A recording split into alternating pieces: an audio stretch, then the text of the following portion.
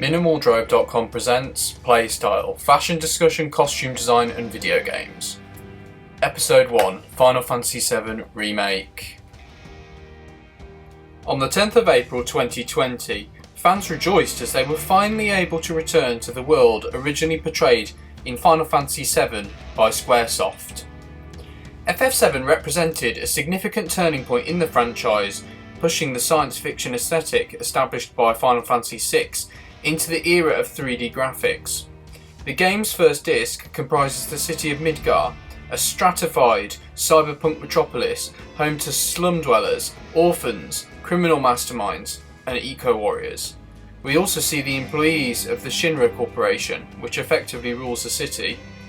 Having designed two characters for FF6 on the Super Nintendo, Tetsuya Nomura's work coincided with the series' arrival on the Sony PlayStation, a turn of events that changed the industry. Even though game development is a collaborative art, it is clear then that Nomura's creative choices are central to this game's construction. Design choices for FF7 have gone on to define Nomura's distinctive style, especially in terms of fashion. Because of the chunky polygons used, especially for the overworld models, the game's principal characters are all highly distinctive. In particular, you can see this in their colour schemes and hair, which allow players to tell who a character is at a mere glance. As expected, the members of Avalanche wear military-style clothing, particularly bandanas and armour plating, but it is very different from the uniforms worn by the Shinra personnel. This visual language immediately communicates their radical struggle in this society. In the original, Cloud wears dark purple that could be mistaken for black, Aerith wears red, pink and brown tones, Tifa is monochromatic and Barrett wears olive green. While the polygons are certainly crude, when displayed in HD the details in terms of clothing are clear enough to see, which is impressive. The obvious influence on the original is the anime Neon Genesis Evangelion, although we play as the anti-establishment Avalanche. It is a highly ambitious project, and the remake continues this. Square's technology improved throughout this generation. Final Fantasy VIII retained the sci-fi style but with a more clean-cut look. In JRPGs it's common to upgrade characters' armour and equipment, but these characters generally have a fixed aesthetic. FF7 does, however, have fun with costumes, and Remake takes this focus further. When people ask what the production of Final Fantasy VII was like, I say, anything goes. That anything goes attitude was the foundation in creating the world in the game and creating the pace of the story. Tetsuya Nomura. With that in mind, like Advent Children, Remake's updated graphics technology facilitates the anything goes attitude Nomura speaks of. Shinra Electric Power Company have been able to establish their political and economic hegemony through using Mako to make electricity. This is not a fully automated luxury communist world, perhaps it's an anarcho-capitalist one, which explains the proliferation of recognisable and more outlandish costumes.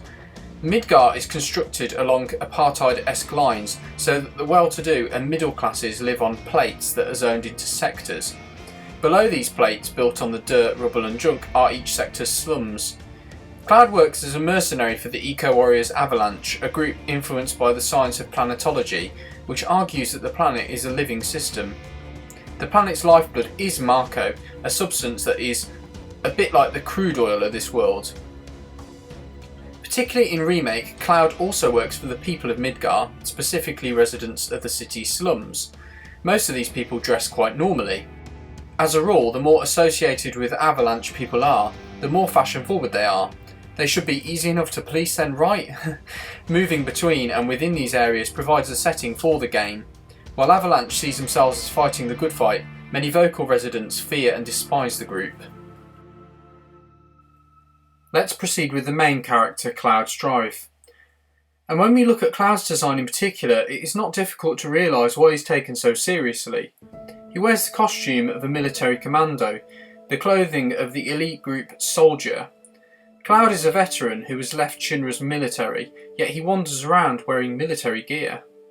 His signature look is a knitted tank top style turtleneck, spiked hair, armour plating and gauntlets with screws or rivets protruding, wide, almost pleated combat trousers that taper towards the shoe, chunky boots, leather braces or straps, oh, and belts. Nomura loves belts. It is an overall industrial, military aesthetic that ensures Cloud is both distinctive and fits into this world. He looks at home in the labyrinthine industrial complexes, but less so in the slums, which contrasts him with Aerith in particular. Cloud mostly stays in the same outfit for most of the game, except for when he wants to infiltrate Don Corneo's mansion in full drag.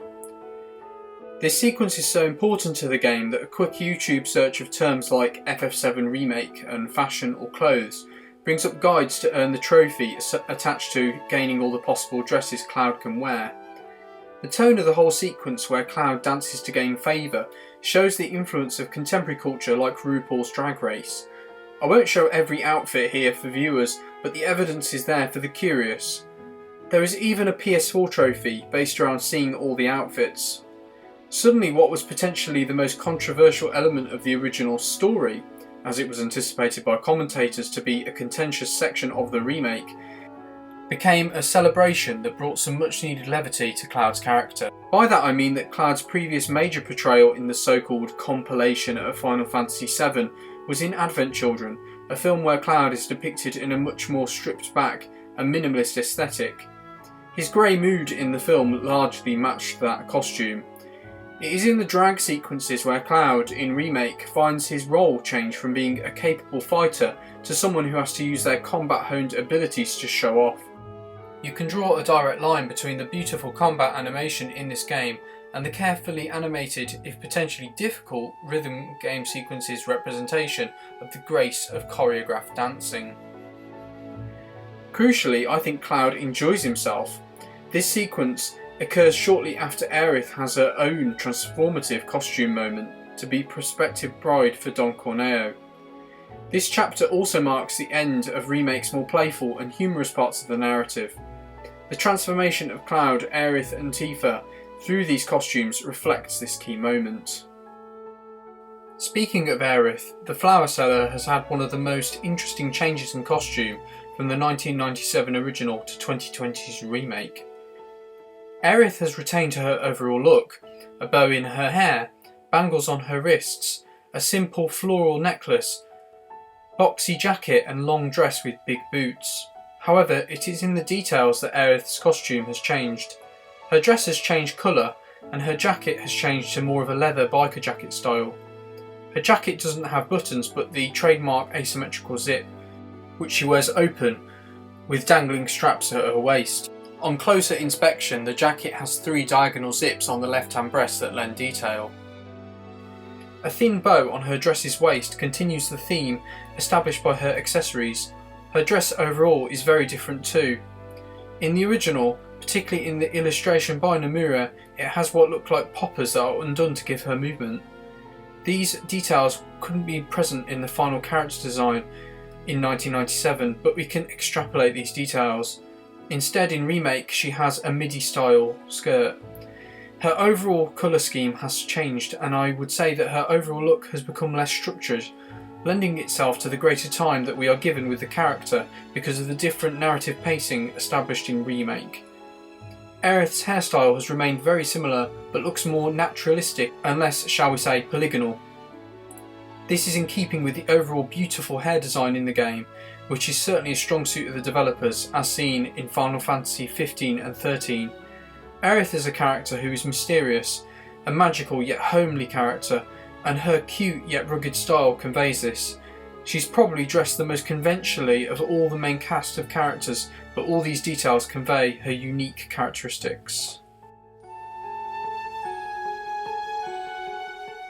Tifa's costume in Remake is very similar to her original look, although her shoes appear to have changed from boots to basketball-like high-top shoes. Tifa's look in the fashion context of the 2020s resonates strongly. There are athleisure elements, and the leather skirt and monochromatic accessories have a minimalist, streetwear aesthetic. Her overall look is resonant of the work of designers like Rick Owens, whose mantra, "working out is modern couture," fits with Tifa's martial arts training, and the minigame where she has to perform pull-ups. In the past we see Tifa dressed in an almost cowboy or cowgirl style. This fits with Cloud and Tifa's portrayal as naive youths from Nibelheim who grew up far from the high-tech inequality of Midgar. It is kind of poetic that we get to express our interpretation of Cloud's view of Tifa to a character dressed in a McFarlane's Ranch Western style, if you like. Tifa is forced to dress very differently when she is acting as if she wants to marry Don Corneo. When we first see her travelling to Wall Market, from the perspective of Cloud, it is her costume change that sends an immediate signal of a serious event. Tifa is tasked with leaving her bar, Seventh Heaven, where she has made a name for herself as a proprietor and business owner. Her overall silhouette, from her usual miniskirt, isn't too different, it must be noted. Tifa could be misogynistically dismissed as a love interest for Cloud only in this game, but she is a character with significant agency who is able to cannily use her presentation of herself through her clothing. This fits with theories such as Judith Butler's idea of gender and sexuality as performances, an idea that is strongly presented throughout Final Fantasy VII's costuming.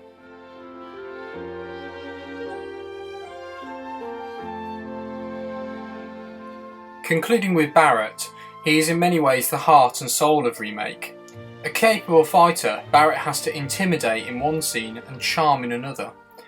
A fiercely devoted father to his adopted daughter Marlene, Barret seeks revenge against Shinra for their environmental annihilation in their capitalistic pursuit of Mako. He wears dog tags, which convey his character's highly justified belligerent outlook, giving him a military aesthetic. His sleeveless jacket is worn over a military vest, and he is wearing armour that looks like techwear style belts. Barret's signature, apart of course from his customisable gun arm, is his sunglasses. When we first meet Barret as Cloud, he steadfastly wears these sunglasses, despite them being deep inside an industrial facility. Barret is a character who you can imagine having a 1,000-yard stare, but his tank-like attitude to combat and paramilitary operations are matched by his confidence and bulletproof-looking gear. Barret's earthy and olive colour scheme is both military and associative in nature. In terms of material, he wears plenty of metal, tough leather and canvas. There's no sense of closure. I don't feel this is the end. The experience I gained here directing Advent Children will enable me to do more in the future. It's just one small step to something bigger. Tetsuya Nomura. Next time on Playstyle, Persona 5 Royal.